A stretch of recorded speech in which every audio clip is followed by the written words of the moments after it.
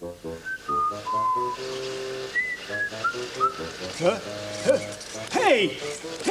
what are you looking at? Huh? Haven't you ever seen a talking tree before? Sheesh. Hey, don't look at him. My mother said never work with humans. Sheesh. If you've ever seen a talking tree or a walking rock, an evil alien, or a friendly, hairy monster, you've undoubtedly visited the highly specialized world of special effects puppeteers. Action! Welcome to an age-old performance art that has been updated with miniature motors and radio-controlled electronics to bring some of Hollywood's most unusual characters to life.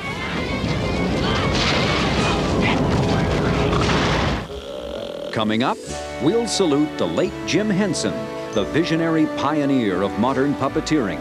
We'll see how his quest to create ever more astonishing creatures led to amazing innovations for the Dark Crystal and Labyrinth.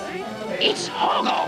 And we'll travel to London, where Jim Henson's Creature Shop continues to develop new techniques to animate such fantastic puppets as the Stone Age creatures in The Flintstones. That's my baby! Ah! Join us as Punch and Judy are brought up to date with cutting-edge technology. Next. There's your problem, right there. On Movie Magic.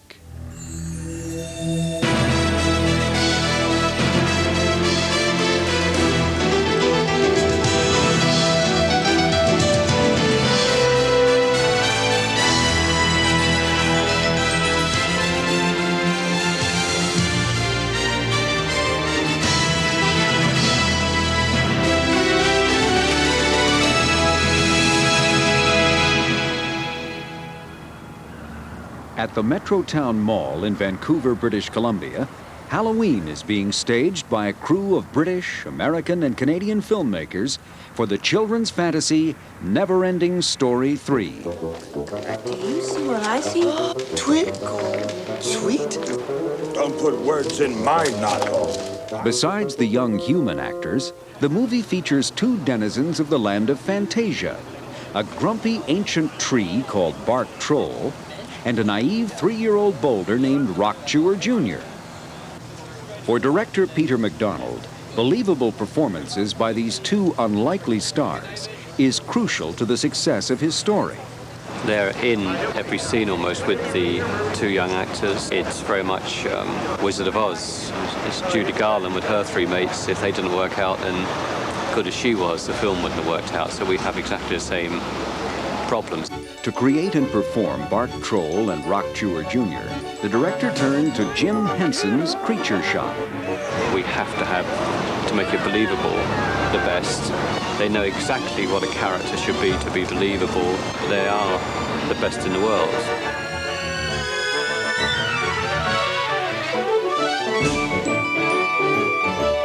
Creating believable puppet performances starts here at the Creature Shop in London. The most important aspect is to design a character that is believable, but also is full of character that people can sort of relate to. So you have to take into regards the performer, the restrictions of what's going to happen, because if it's a person in a suit, how are they going to perform? All right, Kevin, let's just talk about the Bark Troll for a second. Kevin O'Boyle's work is refined with the help of John Stevenson, creative supervisor of the Creature Shop. But then coming through to some of these ones, I think these are actually getting really good. Okay. So I think this is the direction to go in, personally. Once a drawing is approved, O'Boyle sculpts and paints a miniature figure called a maquette. This will be the basis for a full-size sculpture, which will then be used to mold and cast the character's body parts. For the performer inside Bark Troll, a body harness is built and 11 body sections are created from lightweight foam latex. Each part is meticulously finished with a rubber-based paint called Marla. Right, now the body. It was fascinating for me to encounter puppeteers for the first time and see what they were capable of doing with, you know, quite straightforward and basic objects, really. And I guess if I've done anything at the Henson organisation, it's always been towards increasing the effectiveness of the things that we make in the hands of puppeteers. Once completed, the character parts are shipped to Vancouver, where they are assembled for filming. Bark Troll and Rock Chewer Jr. are each performed by two puppeteers, one wearing the costume, the other operating the head. Like the other day I had to do a wink, so I've got a wink put in here on that side, and in case the director don't want that one, a wink on the other side. Richard Keith Coombs is the master puppeteer who controls Bark Troll's facial movements. He uses Henson's performance control system.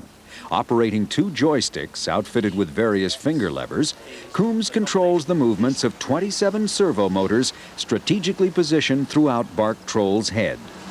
Who you staring at? These servos work much like muscles, causing the expressions on Bark's face.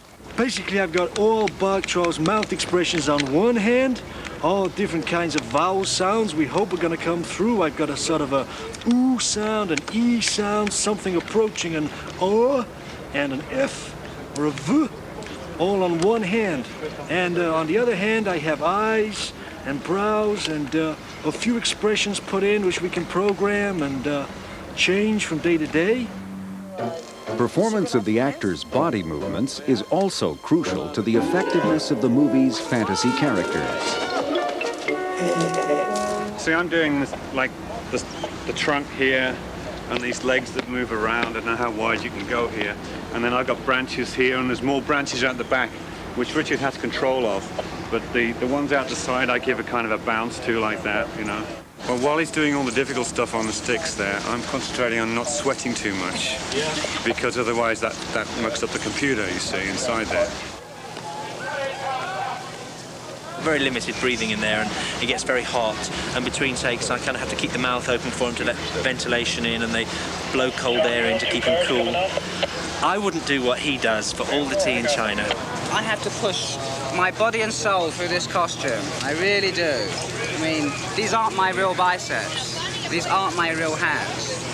So I have to perform double the amount of action. So if I say, if I laugh, then I have to move my body much bigger just to come through the costume, you know, just so it looks alive. Action. For these modern puppeteers, the latest technology hasn't made their work any easier. Yeah, trick or treat. All right. Cut. But the on-screen result offers a lifelike appearance that film audiences have come to expect. Hey, you big bully, it's my turn. We got tweet. We got tweet. Coming up, we'll see how Jim Henson used puppeteering magic to breathe life into Labyrinth. What is it? He's not gonna do it, is he? No, he's... The late Jim Henson has been acknowledged as the modern master of puppetry. Beginning with the rise to fame of his Muppets on Sesame Street in 1969, Henson updated this age-old art form to work effectively on-screen in the theater of mass media. Okay. These are the Muppet performers. Sure, it'd have to be vertical. In 1977, Henson Productions embarked on a project that would stretch the boundaries of puppeteering. The Dark Crystal, a film inspired by the fantasy art of Brian Froud, had ambitious goals. We wanted to make these characters alive, to exist in their own world, not just for the very short time that we see them in the movie.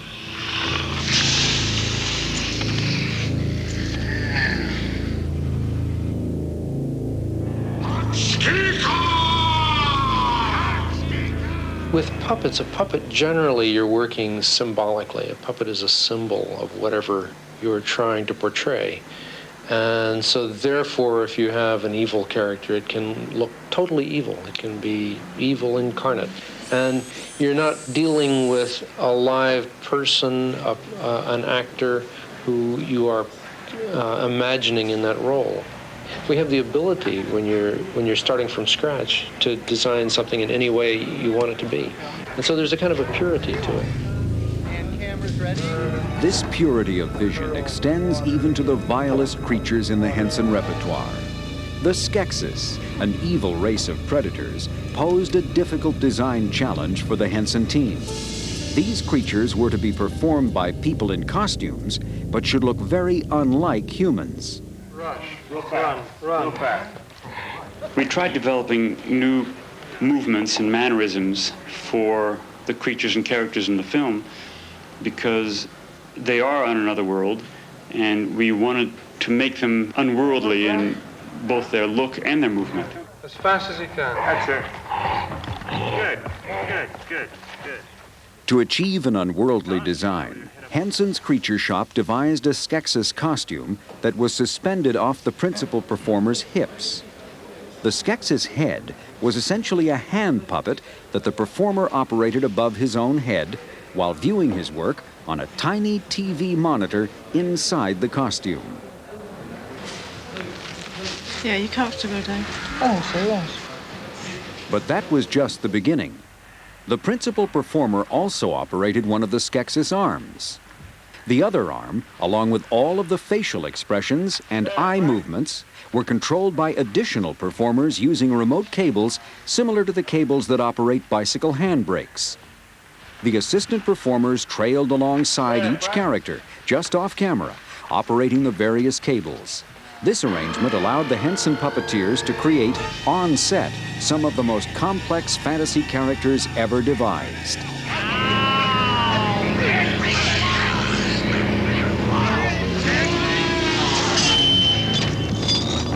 But Frank Oz, who performed the Skeksis Chamberlain, recalls definite drawbacks. I love the scene where the Chamberlain is stripped. He loses the battle, and as a result, he's banished. And if you consider that all these Skeksis who have to strip him and banish him from the kingdom have, beside their own performers in them, they also have the 3 to 4 people, or 2 to 4 people. You've got Grand Central Station moving. And it was quite something to have everybody just moving, as you have a small army moving. The Dark Crystal led to a new era in puppeteering. With the aid of emerging technologies, a master puppeteer could now impart realistic movement for a greater level of believability. As long as the characters seem to be thinking, it's a believable performance. It may not be entertaining, I mean, then you have to perform on top of it, but that's certainly the key building block, is making sure that when your audience is looking at the character, that it can really see the character thinking. You remind me of a babe. What babe? Babe with the power. Oh, what power? Power of voodoo. Brian Henson was puppet coordinator on his father's next film. Labyrinth continued Jim Henson's groundbreaking experimentation with state-of-the-art puppets. The film stars David Bowie as a goblin king who kidnaps a human baby. Horrible. Huh? No, I ain't. I'm Hoggle. Who are you? When the baby's sister tries to find him, she's befriended by an irascible creature named Hoggle. There. On one level, Hoggle was simply another actor, Sherry Weiser, in a puppet suit. But for Jim Henson, this character was much more.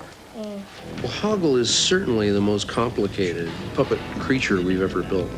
It's the most technically elaborate face because we've put about 18 motors in there to control all the different portions of the face with these 18 motors and 4 people operating that from outside.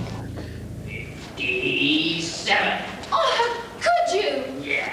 The big breakthrough with that character was it was all radio controlled. So the character had no cables going into it. And Sherry could walk around and you could shoot the character full figure and there was nothing that you had to hide. Now the puppeteers could concentrate on their parts from well out of the camera's sight. Brian controlled the jaw, while 3 other performers worked the lips, eyebrows, and eyes. The difficulty in synchronizing their movements, crucial to creating a believable character, was immense. I'm coming, Sarah. Wow.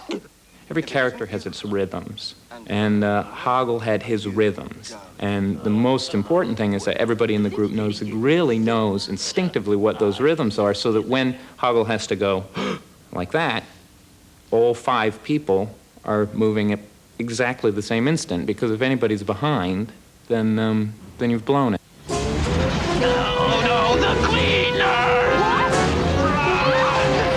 With careful teamwork, the Henson puppeteers were able to surmount the difficulties of this system and bring the fanciful inhabitants of the labyrinth to life. When we return, special effects wizards conjure up Stone Age appliances for the big screen version of The Flintstones. Puppetry has been defined as the theater of manipulated objects. For thousands of years, puppets have been used by shamans as potent cultural symbols in religious, healing, and social ceremonies. At the Center for Puppetry Arts in Atlanta, Georgia, exotic puppets from around the world share the spotlight with the creations of the late Jim Henson, who consistently strove to revitalize this venerable art. In 1986, a new television series, Jim Henson's The Storyteller, debuted. It became the testing ground for technology that would bring together more than 2 decades of applied experimentation. Me see? Certainly not. No, there are important things in this bag. Well, tell your story, then we can eat them. The Storyteller's dog, a character who opened each episode, was the first puppet operated with a new computer program called the Performance Control System. This allowed one performer to control literally dozens of servo motors or actuators in a character's head. And this is no laughing matter. I'm talking about a thing beginning with S and with several revolting black... What you going on about? You don't mean this This control system would help bring puppeteering into a new realm of performance possibilities. We have a visitor. Performance control system became necessary because our technology was getting more and more sophisticated in terms of what we did at the head end of any character. And we were capable of doing remote heads that had a huge number of different actuators in them. But of course, at the control end, that meant that we needed a huge number of different people controlling them. Henson's research and development team, led by David Hausman, was determined to streamline the process. The idea was that a single control switch, instead of operating just one of many mechanical muscles, could activate a complete expression. A bit of asymmetry gets that cross expression going. Let's just try that out now. I think that's pretty well what we want. I ask people, what would you like to perform? Do you really want to perform these individual bits? How about expressions? How about a control that says smile? And this is kind of a bit of a breakthrough, because to achieve that compound movement before meant moving perhaps a dozen levers. What it allowed me to do was give the character real physical mannerisms and trait expressions, and that's really very valuable. It allowed performers to perform from an emotional place rather than a technical place, which is much easier for performers. For the cartoon-based comedy The Flintstones, the performance control system was used to animate many of the prehistoric creatures that inhabit the movie. And go with the Brontosaurus. That's it. We wanted the elements of whimsy and of fantasy and of magic that the cartoon has. That's how we, from the very first, thought of the Hensons, because they are the industry leaders and the best at creating actual characters that you can have with you live on the set performing. Creatures like this record-playing bird are brought to life by the performance control system.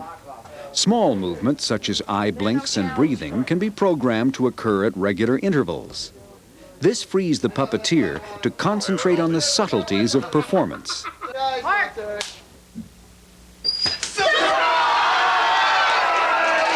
I guess, if anything, the puppeteer using the control system works as close to an actor as a director is used to, so he can just direct all his directions at the puppeteer and get what he wants out of the character at the other end. As their tools improve, the artists and technicians at Jim Henson's Creature Shop continue to find new challenges in their quest to bring inanimate objects to life. We're real perfectionists, so there are endless hurdles still to be overcome. It's hard to get a character to walk with weight. It's hard to coordinate the legs. It's hard to get a motor to move like a muscle. We love to do things that were impossible on the last project. Well, we're going to make it possible for the next project, and then you design tools to make that possible. Tragically, Jim Henson did not live to see his company's latest innovations.